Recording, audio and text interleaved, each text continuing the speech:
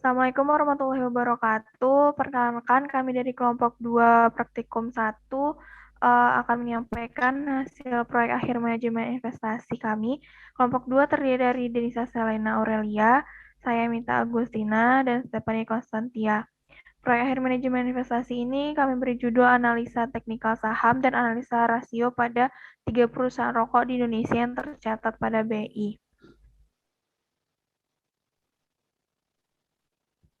Next.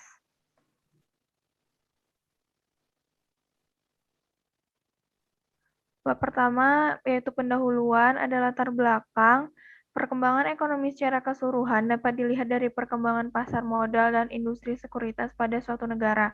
Pasar modal berperan penting sebagai salah satu wadah investasi keuangan dalam dunia perekonomian. Produk-produk investasi yang ditawarkan di pasar modal diantaranya adalah reksadana, saham, saham preferen, obligasi, waran, dan rek issue. Saham menjadi salah satu instrumen pasar modal yang diminati oleh masyarakat luas. Dikutip dari web idx.com, saham dapat didefinisikan sebagai tanda penyertaan modal seseorang atau pihak atau badan usaha dalam suatu perusahaan atau perseroan terbatas. Dengan menyertakan modal tersebut, maka pihak tersebut memiliki klaim atas pendapatan perusahaan, klaim atas aset perusahaan, dan berhak hadir dalam rapat umum pemegang saham. Untuk mendapatkan keuntungan yang layak, seorang investor suatu saham perusahaan tertentu harus melakukan analisis atau atas nilai saham tersebut. Analisis di sini dimaksudkan untuk memprediksi aliran pendapatan di masa yang akan datang, baik berupa dividen maupun capital gain. Sehingga penulis melakukan analisis teknikal terhadap saham-saham perusahaan dan menghitung capital gain serta return dari saham perusahaan. Pada penelitian ini, penulis akan menggunakan data historis bulan Agustus dan September 2021. Teknis yang penulis gunakan untuk analisa teknikal adalah dengan menghitung rata-rata bergerak atau moving average harga saham. Next.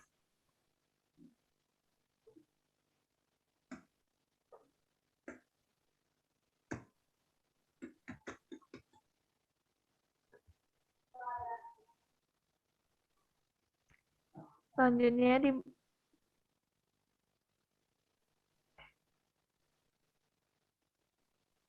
Selanjutnya ada tujuan untuk mengetahui capital gain dan return dari PT Tobacco Indonesia Tbk, PT Gudang Garam Tbk, dan PT HM Sampurna Tbk.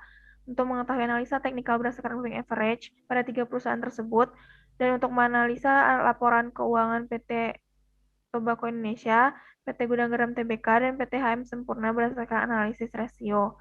Selanjutnya ada kontribusi, yaitu bagi penulis, bagi perusahaan, dan bagi pembaca. Next.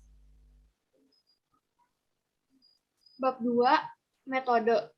Objek dalam proyek akhir ini adalah studi kasus pada perusahaan yang bergerak di bidang pembuatan rokok. Penelitian memerlukan data keuangan perusahaan untuk menganalisis laporan keuangan dan mengetahui kinerja saham dan keuangan yang ada di perusahaan. Populasi dan penentuan sampel. Populasi di dalam penelitian ini adalah perusahaan pembuatan rokok, sektor industri pembuatan rokok yang terdaftar di Bursa Efek Indonesia periode tahun 2020. Penentuan sampel proyek akhir yang dijadikan sampel dalam penelitian ini disesuaikan dengan tujuan penelitian, yaitu pertama, perusahaan di bidang industri pembuatan rokok, yaitu Tobacco Indonesia Tbk, PT Gudang Garam Tbk, dan PT HM Sampurna Tbk selama tahun 2020. Kedua, perusahaan di bidang industri pembuatan rokok yang menerbitkan laporan keuangan tahunan lengkap secara rutin. Jenis dan sumber data. Yang pertama ada jenis data. Jenis data yang digunakan dalam penelitian ini adalah data kuantitatif mengenai laporan keuangan perusahaan pembuatan rokok periode tahun 2020. Yang kedua, sumber data yang digunakan pada penelitian ini adalah sumber data sekunder. Sumber data sekunder merupakan sumber data yang diperoleh penulis secara tidak langsung. Arus sumber data yang digunakan adalah laporan keuangan perusahaan dagang periode 2020 yang diperoleh dari web Bursa Efek Indonesia, yaitu www.idx.co.id. Selanjutnya, bab 3 adalah pembahasan. Yang pertama itu ada perhitungan capital gain dan return dari masing-masing perusahaan. Yang pertama ini ada hasil perhitungan dari capital gain dan return di PT Tobacco Indonesia Tbk. Dengan rumus capital gain itu harga jual dikurang harga beli, kemudian return adalah harga jual dikurang harga beli, kemudian dibagi sama harga belinya. Ini adalah tabel untuk hasil perhitungan PT Tobacco Indonesia. Next. Selanjutnya ini ada hasil perhitungan dari capital gain and return PT Gudang Garam Tbk, bisa dilihat dari tabel perhitungan di slide ini. Selanjutnya, ini adalah hasil perhitungan capital gain dan return dari PT HM Sampurna Tbk. Ada di bulan Agustus dan September, bisa dilihat di tabel.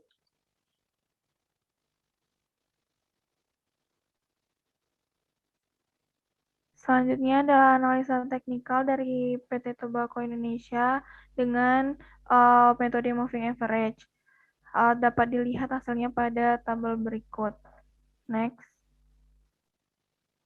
Ini adalah grafik tren analisa teknikal PT Indonesia Tobacco Tbk. Next.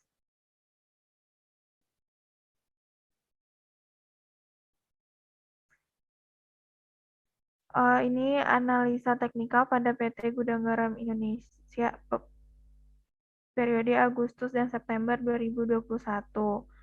Selanjutnya, grafik analisis teknikal PT Gudang Garam Tbk. Selanjutnya, dan ini adalah hasil analisa teknikal dari PT HM Sampurna Tbk. Next. Grafik tren analisa teknikal pada PT HM Sampurna Tbk. Next.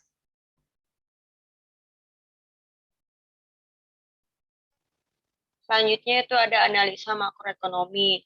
Makroekonomi merupakan cabang ilmu ekonomi yang membahas dan mengkaji berbagai persoalan ekonomi secara global. Makroekonomi melakukan analisis terhadap seluruh industri dan meneliti perubahan terhadap faktor-faktor makroekonomi itu sendiri. Sebagian dari faktor-faktor makroekonomi tersebut tentunya memiliki pengaruh terhadap kinerja suatu perusahaan, khususnya di sektor industri. Oleh karena itu, berikut beberapa faktor makroekonomi yang berpengaruh terhadap kinerja dari ketiga perusahaan industri rokok di Indonesia, yaitu pada PT Tobacco Indonesia, PT Gudang Garam, dan PT HM Sampurna. Yang pertama itu ada faktor tingkat inflasi, di mana inflasi dapat diartikan sebagai suatu proses kenaikan harga barang dan jasa secara umum dan terus-menerus dalam jangka waktu tertentu. Meningkatnya inflasi secara relatif merupakan sinyal negatif bagi pemodal di pasar modal. Kemudian faktor yang kedua ada produk domestik bruto atau PDB, diambil dari situs resmi Badan Pusat Statistik. PDB ini merupakan salah satu indikator penting untuk mengetahui kondisi ekonomi di suatu negara dalam periode tertentu. PDB pada dasarnya merupakan jumlah nilai tambah yang dihasilkan oleh seluruh unit usaha dalam suatu negara atau jumlah nilai. Dan yang terakhir itu faktor makroekonomi yang ketiga ada ketenaga kerjaan.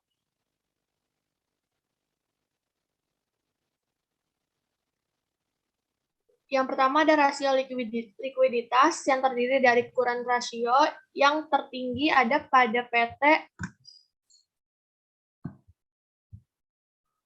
Gudang Garam. Yang kedua ada quick ratio yang tertinggi ada pada PT HM Sampurna. Yang ketiga cash ratio yang tertinggi ada pada HM Sampurna. Dan terakhir net working capital yang tertinggi ada di PT Gudang Garam.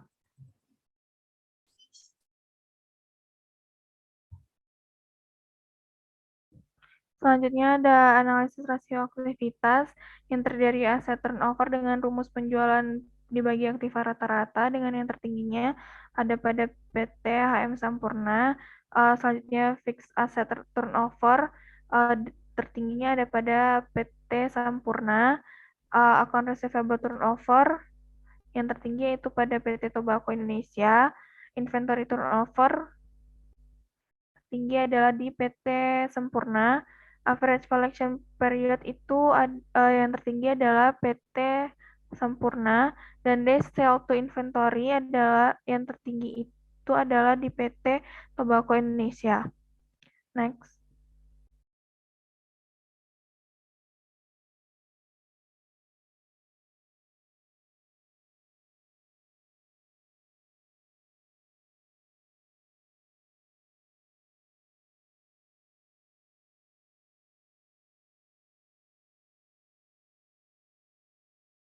pada rasio profitabilitas yang terdiri dari pertama gross profit margin yang rumusnya laba kotor dibagi penjualan, tertinggi ada pada PT Tobacco, yang kedua net profit margin dengan rumus laba bersih dibagi penjualan, yang tertinggi ada pada HM Sampurna, yang ketiga ada return on asset dengan rumus laba bersih dibagi aktiva, yang tertinggi ada pada HM Sampurna, dan terakhir return on equity dengan rumus laba bersih bagi equity dengan tertinggi ada pada HM Sampurna.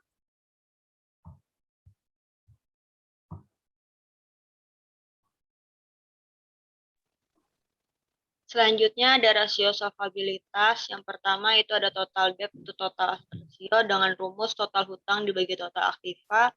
Untuk perolehan tertinggi itu ada pada PT Tobacco. Kemudian rasio kedua ada debt to equity ratio dengan rumus total hutang dibagi total ekuitas. Yang tertinggi diperoleh oleh PT Tobacco juga. Kemudian yang ketiga ada long term debt to total asset ratio dengan rumus total hutang jangka panjang dibagi total asetnya, diperoleh hasil tertinggi dengan PT Tobacco juga. Kemudian yang keempat, long term debt to equity ratio dengan rumus total hutang jangka panjang dibagi total ekuitasnya, yang tertinggi masih diperoleh oleh PT Tobacco. Yang kelima ada interest coverage ratio dengan rumus laba sebelum bunga dan pajak dibagi beban bunganya, itu yang tertinggi dihasilkan oleh PT HM Sampurna. Selanjutnya, terakhir ada rasio market value. Yang pertama, menghitung earning per share-nya dengan rumus laba bersih dibagi jumlah saham. Perolehan tertinggi diperoleh oleh PT Gudang Garam dengan nilai 3.975. Kemudian rasio yang kedua itu menghitung price to earning ratio dengan rumus harga saham dibagi earning per share-nya, dan hasil tertinggi diperoleh oleh PT Tobacco sebesar 99,85.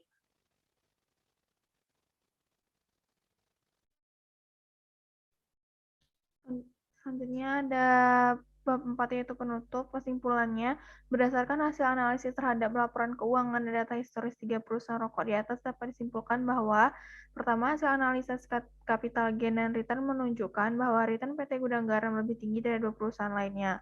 Selanjutnya pada analisa teknikal, pada dasarnya ketiga perusahaan umumnya saham layak dibeli. Namun dari periode yang dijadikan objek penelitian ini menunjukkan PT Indonesia Tobacco dan PT HM Sampurna lebih layak dibeli dibandingkan PT Gudang Garam. Pada hasil analisis laporan keuangan dengan menggunakan analisis rasio, PT Gudang Garam dan PT HM Sampurna menunjukkan keadaan yang lebih baik dari PT Indonesia Tobacco karena hasil analisis rasio ketiga perusahaan itu, PT Indonesia Tobacco memiliki hasil yang lebih kecil dari perusahaan lainnya. Selanjutnya, ada saran.